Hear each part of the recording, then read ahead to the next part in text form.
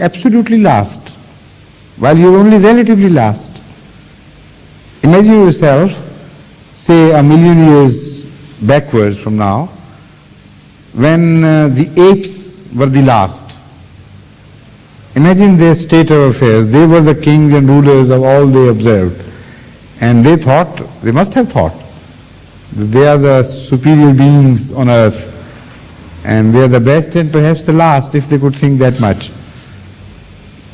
So, when the next creature would appear on earth, maybe it would enter the same debate as you are entering today. That are we the last, or maybe is there any other type of life to replace us? And as far as I know of God from the Holy Quran, the process is unending, because He is eternal. So everything He creates has some sort of eternity attached to it. In some form or other, it continues. But wouldn't, if mankind became different, wouldn't they need a new instruction, new book? Of course, naturally. It has to be. These instructions are for the mankind. Are they for apes as well? No, but what I'm saying is that... No, tell me. No. Why not? Because they're not suitable. Apes are built differently. So if that kind, whatever it is which is going to appear, if it is exactly in its capabilities and all the attributes and habits and riches of mind and heart, then there is no need of changing the instruction at all. But if it is different in every respect, and also it is provided from some new faculties, new gifts by Allah, then the instructions have to be extended to that much, obviously. So, but it's such a remote possibility that we shouldn't go on imagining things which have absolutely no bearing on us and our life. So why not return to the present? Yes, please. So you were just talking about the Hanafis and the Shafis, and you said how the different scholars of their regions observed Hazrat Muhammad Sallallahu Alaihi Wasallam pray differently, and you said that the reason why Hazrat Muhammad Sallallahu Alaihi Wasallam could not get up at the second sajda quickly was because a poison was affecting his muscles. A poison affected his muscles. Old age not as much, because he never reached very old age, of course, but he was poisoned by a Jewess, and the effect of that poison lasted for quite some time. In fact, even until his death, peace be upon him. So it created some weakness which persisted, and because of that he lost that agility to spring, that springy action, to stand directly from the prostration to the standing position. So he had to wait a little while. Even today you observe such people who have some knee trouble or things, or some loss of muscular strength, that they wait a little bit, and then stand up. So that is what I described. So this story about the Jewess and the poison is very new to me. I've never heard it before. Could you please relate it to me, because I've never heard about it. Well, that is a well-known fact. I mean, you can read it in any book of biography of Muhammad, that once, let me see, I think it happened during Khaybar.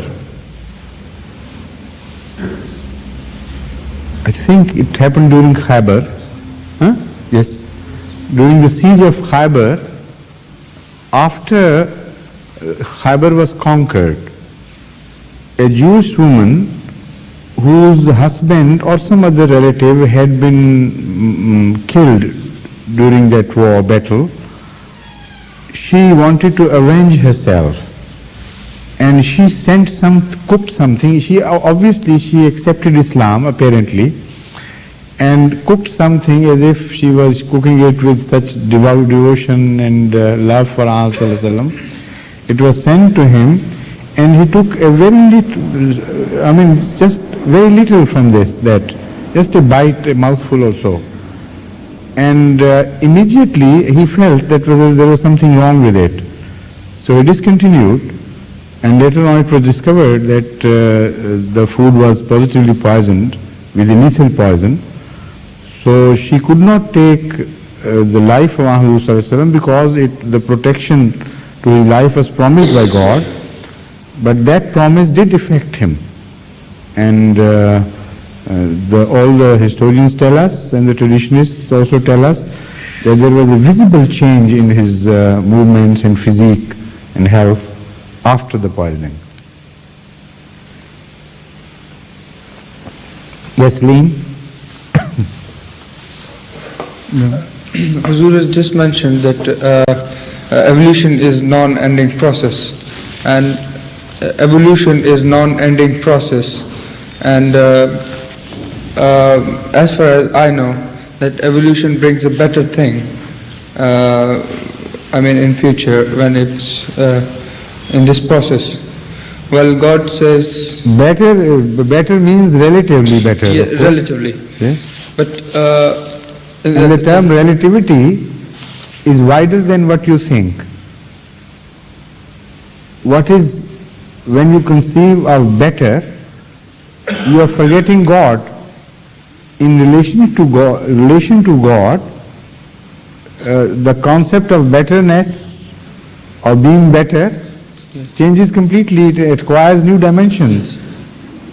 For instance, if there are many generations of such life, many species of such life one after the other, which are capable of conceiving God, reaching God and receiving His messages and comply with His wishes. Now they may be in the order of evolution, one higher than the other. Yes. So in that term you will say better. Yes. But among them, there are possibly people in every age, in every species, which have acted according to the will of Allah so immensely, with such complete devotion, that they are much closer to Allah than the people who would appear later on as you consider them better people. So as far as their relationship to God is concerned, that relationship would be considered in the given capabilities of that generation and their usage of those capabilities and qualities and faculties. So you can't judge anything about that. You can't declare whether the people who came earlier, who were lesser apparently than the people who came later on, are to be compared in totality like this, that these are better people and they are lesser people. No. This is a very crude way of approaching things. Only Allah knows, and He is the only judge who would declare and who would know how each person of each species stands in relation to Him. And it is of course possible that a person belonging to a comparatively lower species would gain greater nearness and closeness of Allah than of a person belonging to a more developed species, or better as you call it. And that is the thing which was bothering you, of course. No? Yes. Yes, sit down. Yes, please.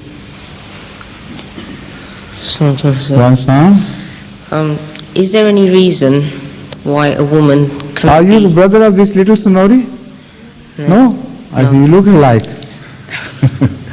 Is there any reason? Give me a son. I'm sorry. Yes, quite right. Is there any reason why a woman cannot be a judge in a Muslim society? Can't she be a judge? I don't know. That's what I'm asking. The I question. don't know. I think she can be a judge. Why not? Why shouldn't a woman be a judge? I know positively that some